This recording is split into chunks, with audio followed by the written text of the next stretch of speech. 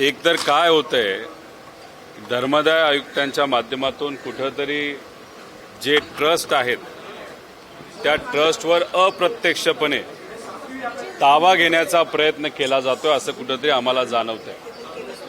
Tata company आपल्या सगळ्यांना माहीत असेल, या देशातली अतिशय प्रतिष्ठित व अनेक वर्षांपासून देशाच्या हितासाठी काम करणारी एक नावाजलेली कंपनी आहे आणि त्या कंपनीमध्ये टाटा ट्रस्ट हे सगळ्यात मोठं शेअर होल्डिंग असणारं एक ट्रस्ट आहे। आता कोर्टामध्ये त्यांचा एक कुठेतरी विषय चालू आहे, त्याच्यामध्ये एक बैठक ही काही लोकांना रद्द करायची होती म्हणून काही लोक कोर्टात गेले होते, पण हायकोर्टाली सांगितलं होतं अजिबात ही बैठक कॅन्सल करू नका। मग कोर्टाकडनं हा निकाल आल्यानंतर सुद्धा कसं का काय माहीत नाही, पण मग तिथं जे धर्मादाय आयुक्त आहेत त्यांनी एक प्रशासक नाही तर एक ॲडमिनिस्ट्रेटर या ट्रस्टवर त्या ठिकाणी टाकला आणि मग त्या ॲडमिनिस्ट्रेटर नाही तर इन्स्ट्रक्टरच्या माध्यमातून ती जी महत्त्वाची बैठक होती ती कुठेतरी पुढे ढकलली। मग कुठं ना कुठेतरी टाटा ट्रस्टमध्ये सुद्धा सरकारमधले काही लोक हे अप्रत्यक्षपणे हस्तक्षेप करतात का असा प्रश्न तिथं निर्माण होतो। मग काही लोकांना टाटा ही जी मोठी कंपनी आहे त्याच्या तरी इतर मोठ्या जे काही समूह आहेत या देशातले त्यांना कुठेतरी अप्रत्यक्षपणे मदत करण्याचा प्रयत्न केला जातोय का, टाटा कंपनीला अडचणीत आणण्याचा प्रयत्न केला जातोय का। आता टाटा ट्रस्टबद्दल मी आपल्या सर्वांना सांगितलं, तसंच महाराष्ट्र क्रिकेट असोसिएशनमध्ये सुद्धा विषय कोर्टात असताना कोर्टाकडनं तिथं इलेक्शनला स्थगिती दिली असताना तिथं धर्मादाय आयुक्ताकडनं स्वतःहून सुमोटो एक प्रशासक आमच्या महाराष्ट्र क्रिकेट असोसिएशनला तिथं दिला। जो दिलाय त्याची चूक नाही, पण मग प्रशासक तिथं आल्यामुळे आता महाराष्ट्र क्रिकेट असोसिएशनच्या माध्यमातून जी आम्ही MPL आणि WMPL ज्याच्यामध्ये सामान्य परिवारातली मुलं मुली हे क्रिकेट खेळत असतात, ती टुर्नामेंटच यंदा दुर्दैवाने त्या ठिकाणी होत नाही। राजकीय हस्तक्षेप होताच, पण मग कुठंतरी धर्मादाय आयुक्ताच्या ऑफिसमधून सुद्धा हस्तक्षेप तिथं केला जातोय। जसं कोऑपरेटिव्हमध्ये आज राज्यामध्ये आपण बघितलं, सरकार प्रशासक त्या ठिकाणी लावून जसं कोल्हापुरात झालं, जी दुधाची आपली कोऑपरेटिव्ह आहे गोकुळ, तसंच इतरही संस्थेमध्ये सरकार प्रशासकाच्या माध्यमातून कंट्रोल घेते, तसं कुठंतरी धर्मादाय आयुक्त हा ट्रस्टमध्ये कंट्रोल घेतोय का। ये जो रिलेशन है सरकार और ये धर्मदाय का वो क्या है असा आम्हाला प्रश्न पडतो। आता सोबतच पेट्रोल आणि डिझेलच्या भावावर देखील तुम्ही एक्सपोज केला आहे। सलग चौथ्यांदा पेट्रोल आणि डिझेलचे भाव वाढले आहेत, शेतकरी त्रस्त आहेत, पेट्रोल पंपवर पेट्रोल नाही, डिझेल नाही आहे। अतिशय वाईट परिस्थिती या देशामध्ये। कुठंतरी एका बाजूला या ज्या तेल कंपन्या आहेत जे पेट्रोल आणि डिझेल बनवतात ते 20-20 हजार कोटीचा नफा तिथं करतात आणि दुसऱ्या बाजूला इथं सामान्य लोकांच्या खिशातून एक रुपये तिथं अतिरिक्त घेतला जातो। जसं की आपण बघितलं, ही जी टॉफी आहे मेलडी ही 1 रुपयाला मिळते, या टॉफीच्या किमतीली रोज 1 रुपयाली पेट्रोल आणि डिझेलची किंमत वाढत चालली आणि लोकांना अडचण त्या ठिकाणी होत आहे। आश्चर्य बाळगू नका की या मेलडी चॉकलेटचा एक पुरा डब्बा हा 50 रुपयाला असतो, उद्या जाऊन कदाचित 50 रुपयाला सुद्धा पेट्रोल हे अतिरिक्त त्या ठिकाणी वाढू शकतं। त्याच्यातच महाजन साहेब जे मंत्री आहेत, या राज्याचे मंत्री आहेत, सिनियर मंत्री आहेत, ते काय बोलतात की जे शेतकरी आहेत ते नफाखोरी करतात। मला त्यांना सांगायचे, शेतकरी काय मंत्री नाहीत नफाखोरी करायला नाही तर काळा बाजार करायला, आणि त्यांना मला एवढंच सांगायचंय की खूप तुम्ही असं लोकांबद्दल काही बोलू नका, नाहीतर नाशिकमध्ये होणारा जो महाकुंभ आहे त्याच्यामध्ये ज्या पद्धतीने नफाखोरी झाली, काळा बाजार सरकारकडनं झाला, तो आम्ही लोकांपुढे त्या ठिकाणी आणणारच आहोत। त्यामुळे कृपा करून सामान्य लोकांना अडचणीत तुम्ही आणू नका, त्यांच्याबद्दल अपप्रचार करू नका। आज जी काही अडचण आहे ती पूर्णपणे केंद्र सरकार हे डिझेल आणि पेट्रोल लोकांना देऊ शकत नाही म्हणून आजची अडचण आहे। त्याच्यामध्ये पेट्रोल पंपाची कुठेही चूक नाही। चूक जर कोणाची असेल तर ती सरकारची चूक आहे असं आमच्या सगळ्यांचं मत आहे. पण सरकार म्हणतंय की पेट्रोल आणि डिझेल आपल्याकडे मुबलक आहे, कोणालाही काळजी करायची गरज नाहीये. वारंवार हेच सरकारकडून सांगितलं जात आहे. अधिवेशनात देखील हा मुद्दा उपस्थित केला गेला होता, परंतु हेच आश्वासन दिलं की आपल्याकडे मुबलक पेट्रोल डिझेलचा साठा आहे. तुम्ही जर पेट्रोल आणि डिझेल पंपाच्या मालकांशी बोललात तर ॲडव्हान्समध्ये पैसे देऊन सुद्धा ट्रक तिथं मिळत नाहीत. 2 ट्रकचं टँकरचं बुकिंग जर करण्यात आलं तर मग कुठंतरी 3 टँकरचं बुकिंग केल्यानंतर 1 टँकर दिला जातो. त्यामुळे तुटवडा हा केंद्र सरकारकडनंच त्या ठिकाणी केला जातोय, नाही तर ऑइल कंपनीजकडनं केला जातोय. आणि मग अशा पद्धतीने तुटवडा असल्यामुळे लोकांना तिथं मिळत नाही. आणि आपण जर गणित बघितलं तर मुद्दामून मराठवाड्यामध्ये, उत्तर महाराष्ट्रामध्ये आणि विदर्भामध्ये हा तुटवडा केला गेला आहे. कारण सरकार ते हक्काचे भाग आपले आहेत, तिथली लोक आपल्याला समजून घेतील. त्यामुळे 3 भागामध्ये, महाराष्ट्रामध्ये उत्तर महाराष्ट्र, खानदेश याच्यामध्ये येतो, मराठवाडा आणि विदर्भ याच्यामध्ये मुद्दामून तुटवडा केला गेला आहे ताकी तिथले लोक संवेदनशील आहेत, समजून घेतील. पण त्याच्यात सामान्य लोकांची खूप मोठ्या प्रमाणात अडचण ही होत चालली. आता खरीप सीझन सुरू होणार आहे, आता मशागती तिथं सुरू होणार आहे, ट्रॅक्टरला आणि सगळ्या गोष्टीला डिझेल लागणार आहे. त्यामुळे लवकरात लवकर सरकारने या बाबतीत कुठेतरी तोडगा काढला पाहिजे असं आमचं मत आहे. मराठी चित्रपट महामंडळाची निवडणूक सुरू आहे. कसं बघताय तुम्ही? पुस्तक तुम्ही रिलीज करा, बऱ्याच गोष्टी आम्ही सांगू शकतो. पण डिझेल आणि पेट्रोलबद्दल सांगायचं झालं, मनमोहन सिंग साहेब असताना तेव्हा बॅरलचा रेट $110 होता. तेव्हा आपल्याला डिझेल आणि पेट्रोल 60 रुपयाच्या आसपास मिळत होतं. मोदी साहेबांचं सरकार या देशामध्ये आल्यानंतर लगेचच त्यांनी पेट्रोल आणि डिझेलचे भाव हे 90 रुपयावर तिथं नेले. मध्ये 110 वरनं तेलाची किंमत डॉलरला ही $40 आली, तरी सुद्धा यांनी भाव कमी केले नाही. याच्यात अतिरिक्त 60 आणि 90चा जर फरक काढला तर अतिरिक्त सामान्य लोकांच्या खिशातून, या देशातल्या लोकांच्या खिशातून 10 लाख कोटी रुपये अतिरिक्त या सरकारने काढलेले आहेत. हे आम्ही पुराव्यासकट तिथं सांगू शकतो. त्यामुळे या 10-12 वर्षामध्ये काय झालंय तर सामान्य लोकांच्या पैशाची चोरी झालेली आहे, सामान्य लोकांना दिशाभूल केलं आहे. गरिबी मोठ्या प्रमाणात या देशामध्ये वाढलेली आहे आणि गरिबी आणि श्रीमंताचं जे अंतर आहे, ज्याला आपण के शेप रिकव्हरी म्हणतो, ते मोठ्या प्रमाणात वाढल्यामुळे इथं सामान्य लोक मात्र अडचणीत आलेले आपल्या सगळ्यांना बघायला मिळतात. पेट्रोल डिझेलच्याच बाबतीत खरं तर एकीकडे आपण आयात करत असतो पेट्रोल डिझेल, परंतु काही प्रायव्हेट कंपनीज जे आहेत ते मोठ्या प्रमाणात देशातून निर्यात सुद्धा पेट्रोलचं मोठ्या प्रमाणात करतात. नाही, आता कुठंतरी सरकारने निर्णय घेतला पाहिजे. हे जे रिफायनरीज आहेत, ज्या पोर्टवर आहेत, त्यांना सांगून थोडंसं डिझेल आणि पेट्रोल आपल्याकडे डायव्हर्ट केलं पाहिजे. कारण का त्यांचे जर आपण शेअर होल्डिंग, नाहीतर त्यांचं जे ॲन्युअल नाहीतर 3 महिन्याचं जर परफॉर्मन्स बघितला प्रॉफिटचा, तर त्यांचं प्रॉफिट वाढत चाललेलं आहे. त्यामुळे आमचं मत आहे की जरा प्रॉफिट कमी करू द्या. जर गेल्या 10 वर्षामध्ये ह्या ऑइल कंपन्या ज्या आहेत, BPCL, HPCL आणि IOCL, ह्या ज्या गव्हर्नमेंटच्या कंपन्या आहेत, 4.5 लाख कोटीचं प्रॉफिट नफा त्यांनी कमवलेला आहे. मात्र आपण डिझेल 90पेक्षा जास्त रुपये तिथं घेतलेलं आहे, पेट्रोल पण 90पेक्षा जास्त घेतलेलं आहे. आणि ह्याच्या व्यतिरिक्त सरकारकडनं खऱ्या अर्थाने जी मदत करायला पाहिजे होती ती केली गेली नाही. त्यामुळे लोकांकडनं वसुली केली जाते असं आमचं मत आहे. म्हणजे इलेक्शन होत असताना लोक तुम्हाला निवडून देतात, तुम्ही लोकांचं पालतत्व घेण्याऐवजी लोकांकडनं वसुली तिथं करता, हे आमचं ठाम मत आहे. अखिल भारतीय चित्रपट महामंडळाच्या लोकांचं म्हणणं आहे की निवडणुकीमध्ये पेट्रोल डिझेलचे दर वाढतायत, पण मात्र लोकांचा पगार हा वाढला जात नाहीये.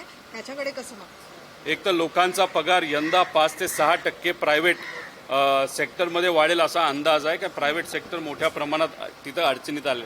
इन्फ्लेशन म्हणजे आपली महागाईचा टक्का बघितला 60%च्या आसपास आहे. पण आता पेट्रोल आणि आजचे जे काही भाव बघितले, खाद्यापासून जे काही इतर गोष्टीचे, स्टीलपासून सगळेच, तर इन्फ्लेशन कदाचित 60%च्या पुढे जाऊ शकतं. त्यामुळे आपण उलट पगार जो वाढतोय तो वाढीव खर्च जो आपला होत आहे तो भरून न निघणारा त्याच्यातून आहे. त्यामुळे मध्यमवर्गीय तर अडचणीत आहेतच, पण सामान्य आणि गरीब लोक तर मोठ्या प्रमाणात अडचणीत आहेत. आणि बहुतांश लोक जे महाराष्ट्र सोडून गेलेत कारण गॅस इथं मिळत नाहीत, जे कामगार आहेत ते परतलेले नाहीत. त्यामुळे रिअल इस्टेट जी इंडस्ट्री आहे, बांधकाम इंडस्ट्री, ती सुद्धा बंद पडण्याच्या वेळेवर त्या ठिकाणी आलेली आहेत. इतके मोठ्या अडचणी आज देशामध्ये, पण सरकारकडनं त्या बाबतीत कुठेही चर्चा केली जात नाही. चर्चा जर कुठली केली जाते तर मेलेडी खाव सब जान जाव अशी आजची परिस्थिती आहे. त्यामुळे सरकारला मला सांगायचं आहे की लोकात या, लोकांच्या अडचणी जाणून घ्या, त्याच्यावर मार्ग काढा. पंतप्रधान नरेंद्र मोदी यांनी हीच मेलोडी जी आहे ती मेलोनी ज्या इटलीचे पंतप्रधान आहेत त्यांना देऊन खरं तर महागाईचं आमंत्रण भारताला दिलेलं आहे. एक तुम्हाला सांगतो, कांद्याचं आंदोलन उद्याच्या दिवशी चांदवडला आम्ही सर्वजण खूप मोठ्या लेवलला तिथे घेणार आहोत. इतका रोष लोकांना आहे. शेतकरी काय म्हणतात माहिती आहे का, मोदी साहेबांनी इटलीला जाऊन नाही तर बाहेरच्या देशाला जाऊन मेलेडी चॉकलेट देण्यापेक्षा, कारण का मेलेडीचं चॉकलेट दिल्यानंतर पार्ले नावाची जी कंपनी ते शेअर इतके वाढले, 10,000 कोटी रुपये तिथं वाढले. त्यामुळे शेतकऱ्याचं मत आहे ही मेलेडीची चॉकलेट देण्यापेक्षा पंतप्रधान साहेबांनी जर कांदा दिला असता तर कांद्याचे भाव वाढले असते आणि लोक त्या ठिकाणी खुश राहिले असते. याची किंमत आहे 1 रुपया आणि 1 रुपयाला एवढंसं मिळतं आणि आज शेतकरी 1 किलो कांदा 1 रुपयाला विकतोय.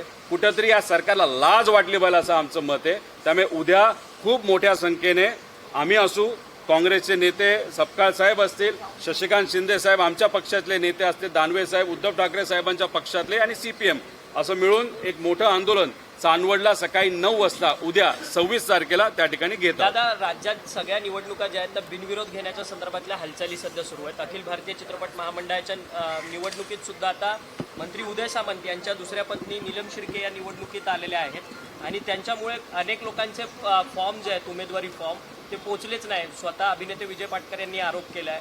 क्रांती रेडकर, निशिगंधा वाड यांचे देखील फॉर्म जे आहेत ते या निवडणुकीत सबमिट झालेले नाही. ते अशा पद्धतीने राजकारण जर या लेवलला आणि या संस्थेमध्ये सुद्धा जर येत असेल ते अतिशय दुर्दैव आहे असं आपल्याला त्या ठिकाणी म्हणावं लागेल. माझं मत आहे कॉम्पिटिशन होऊ द्या, समोरासमोर त्या ठिकाणी इलेक्शन होऊ द्या, जे कोणी निवडून येतील त्यांचं स्वागत तिथं केलं पाहिजे. ठीक आहे, बऱ्याच लोकांचं एक उद्दिष्ट असतं की आपण एखादी महिला कलाकार हे अध्यक्ष झालं पाहिजे, पण मग ते त्याच झाल्या पाहिजे असं नाही. स्पर्धेतून एखाद्या महिला अध्यक्ष व्हायला काही हरकत नाही. त्यामुळे अशा पद्धतीने दबाव जर टाकला जात असेल तर मला असं वाटतं सिनी क्षेत्रामध्ये नाहीतर त्या कला क्षेत्रामधल्या लोकांनी कुठं ना कुठेतरी बोललं पाहिजे. सामान्य लोकांचा आवाज तर दाबलाच जातोय, मीडियाचा दाबलाच जातोय, पण सिनी क्षेत्र आणि जे कला क्षेत्रातल्या लोकांचा सुद्धा आवाज अशा पद्धतीने दाबला जात असेल तर हे निषेध करण्यासारखं आहे. आणि या गोष्टीचा जर असं काही होत असेल जे आम्हाला कानावर आलेलं आहे तर आम्ही या बाबतीतचा निषेध त्या ठिकाणी करतो. सर, संजय गायकवाड यांची आता पोलिसांमार्फत चौकशी केली जाणार. प्रशांत अंबी यांना खरं तर धमकी प्रकरण दिलेलं होतं. तुम्ही स्वतः कोल्हापूरमध्ये जाऊन पोलीस स्टेशनमध्ये ठाण मांडून बसलेला होता. आता मात्र पोलिसांची चौकशी होणार आहे संजय गायकवाड. हे बघा, पोलिसांना आम्ही हेच सांगत होतो की प्रशांत अंबींच्या बाबतीत तुम्ही काही गोष्टी सिरियसली घ्या, कारण का त्यांच्याशी संवाद साधत असताना एक लोकप्रतिनिधी महिलांबद्दल अतिशय खालच्या लेवलला जाऊन त्या ठिकाणी बोललेला आहे, शिव्या दिलेल्या आहेत. छत्रपती शिवाजी महाराजांबद्दल सुद्धा अपशब्द त्या ठिकाणी वापरण्यात आलेले आहे. तुम्ही लाईटली घेऊ नका. मी तिथं जोपर्यंत होतो त्यांनी मला सांगितलं आम्ही FIR करतोय, नॉन बेलेबल तिथं कलम त्याच्यामध्ये टाकणार आहोत. तुम्ही गेलं तरी चालेल. मी सगळ्या सामाजिक कार्यकर्त्यांची परवानगी घेऊन पुण्याकडे निघाल्यानंतर 2 तासानंतर कळालं की जो नॉन बेलेबल कलम टाकायचं होतं तो दुर्दैवाने त्यात टाकला नाही. काय ते फालतू तातून मातून कलम त्यात लावले. मी म्हणलं हे महागात पडू शकतं पोलीस डिपार्टमेंटला. आता कोर्टामध्ये न्यायव्यवस्थेकडे गेल्यानंतर न्यायव्यवस्थेला पोलिसांना खडकावलं आहे की तुम्हाला आता इन्व्हेस्टिगेशन करावं लागेल आणि जो कुठला पोलीस अधिकारी चुकला असेल त्याच्यावर सुद्धा कारवाई तिथं केली जाईल. जसं प्रशांतच्या बाबतीत झालं तसंच विकास लवांडेंच्या बाबतीत सुद्धा तुम्हाला बघायला मिळेल. पोलीस अधिकारी जो चुकलेला आहे, चुकीच्या पद्धतीने त्या ठिकाणी पब्लिक प्रॉसिक्युटरली माहिती दिलेली आहे आणि चुकीच्या पद्धतीने अरेस्ट झाले. त्यामुळे विकास लवांडेच्या बाबतीत सुद्धा पोलीस प्रशासनावर त्या ठिकाणी ताशिरे हे ओढले जातील. त्यामुळे कृपा करून पोलीस प्रशासनाला मला सांगायचं आहे की नेत्यांचा दबाव ऐकू नका, घेऊ नका. पोलीस प्रशासनाची जी काही किंमत होती ती लोकांच्या डोळ्यासमोर दुर्दैवाने त्या ठिकाणी कमी होत सर, खरं तर राज्यातल्या आमदारांना ज्ञान नाहीये का असा सगळ्यात मोठा सवाल निर्माण होतो. हेच संजय गायकवाड आहेत की त्यांनी आता पुन्हा एक विधान केलंय की प्रबोधनकार ठाकरेंचं जे पुस्तक आहे दगलबाज शिवाजी ते बॅन करा म्हणून बोलतात. हे बघा, आता ज्या माणसाला म्हणजे 4थी पास जर असेल, अभ्यास त्या ठिकाणी केला गेला नसेल, विचार हे माहीत नसतील, पूर्वी उद्धव ठाकरे साहेबांच्या बाजूली असताना ते कसे बोलायचे, आता एकनाथ शिंदे साहेबांकडे गेल्यानंतर ते कसे बोलायला लागले हे आपल्या सगळ्यांना माहिती आहे. त्यामुळे मला असं वाटतं की ही जी काही नवीन पक्ष आहे एकनाथ शिंदे साहेबांचा, त्या पक्षामध्ये तिथे असणाऱ्या आमदारांना हेच संस्कार दिले जातात असं आपल्याला म्हणावं लागेल. जर तसं नसेल तर एकनाथ शिंदे साहेबांनी सांगावं अरे तो चुकतोय, त्याला बाजूला तरी करा, नाही तर त्याच्यावर कारवाई करा. तेवढी मात्र आजच्या वातावरणामध्ये, कारण का भाजप टपून आहे की कोण कुठला आमदार शिंदे गटाचा नाही तर अजितदादांच्या पक्षाचा हा आपल्याला मिळतोय हे बघायला. त्यामुळे कदाचित एकनाथ शिंदे साहेबांमध्ये ती धमक नसावी आज तरी, कारण का मोठे नेते आहेत. कारवाई एखाद्या आमदारावर करायची, कारवाई केली तर भाजपने त्याला उडवलं, असं आजची त्या ठिकाणी परिस्थिती. यालाच जोडून प्रश्न आहे की मंत्री संजय शिरसाट यांनी दावा केला की अजित पवारांच्या राष्ट्रवादीचे आमदार काही आमच्या संपर्कात आहेत. त्यावरती मुश्रीफांनी मात्र नाराजी व्यक्त केली. मुश्रीफ म्हणतात की या सगळ्या संदर्भाची तक्रार उपमुख्यमंत्री एकनाथ शिंदेकडे आम्ही करणार आहोत म्हणून. हे बघा, तुम्ही तक्रार करा, तक्रार करून सुद्धा काय होणार नाही. अजितदादांच्या पक्षातले सुद्धा बरेच आमदार भाजपच्या संपर्कात आहेत आणि एकनाथ शिंदे साहेबांच्या पक्षातले सुद्धा बरेच आमदार हे भाजपच्या संपर्कात आहे, असं आम्ही खूप आधी बोललो होतो. आता शिरसाट साहेबांनी त्याच्यावर शिक्कामोर्तब केलं की हो, अजितदादांच्या पक्षातले बरेच आमदार हे आमच्या पण संपर्कात आहे आणि बीजेपीच्या पण संपर्कात आहे. म्हणजे कुठं ना कुठं तरी आमदारांना तिथं फोडलं जाईल अशी भूमिका त्या ठिकाणी. मला फक्त मुश्रीफ साहेबांनी एवढंच सांगायचंय, तक्रार या बाबतीत कशाला करता. जरा तक्रार करायची असेल तर अजितदादांच्या बाबतीत जो तपास संत गतीने चालू आहे त्या बाबतीत जरा तक्रार करा. तुमच्याच पक्षाने सांगितलं होतं ना की अजितदादांचे जे काय तपास आहे हा सीबीआयकडे द्यावा. त्यासाठी तुम्हाला सत्तेत असून सुद्धा स्मरणपत्र द्यावं लागलं. त्यामुळे तुमच्या वजनाचं, तुमच्या ताकदीचा वापर आणि तक्रार जर तुम्हाला खऱ्या अर्थाने करायची असेल तर दादांचा तपास जो स्लो चाललाय आणि जे सीबीआयकडे अजूनपर्यंत तपास दिला नाही त्या बाबतीत जर हिंमत असेल तर तुम्ही तक्रार करावी, एवढी मात्र त्या ठिकाणी त्यांना विनंती करतो. नीट पेपर उतरतील अशी शक्यता आहे. त्यांचे जे समर्थक आहेत कोण?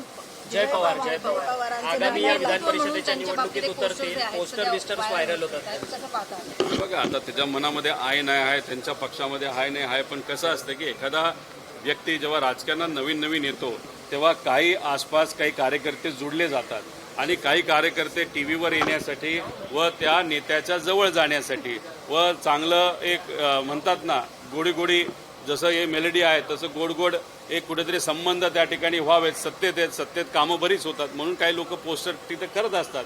तर शेवटी पक्ष काय निर्णय घेतो त्याच्यावर त्या ठिकाणी असतं. पण विषय एवढाच असतो, कुठलाही पक्ष लांबचा जर विचार करत असेल तर त्यांचे निष्ठावंत, दादांबरोबर राहिलेले जे निष्ठावंत लोक आहेत, पदाधिकारी आहेत, त्यांना कदाचित प्राधान्य देणं हे जास्त महत्त्वाचं असतं. पण शेवटी निर्णय हा पक्षाचा असतो. निष्ठावंतांना त्या ठिकाणी संधी दिली जाईल का मग नवीन एखाद्या पदाधिकारीला जो परिवारातला आहे दिली तर चांगलंच आहे, आम्ही स्वागतच करू. पण शेवटी निष्ठावंत का परिवारातला एक व्यक्ती, निर्णय हा त्या पक्षाला त्या ठिकाणी घ्यायचा आहे.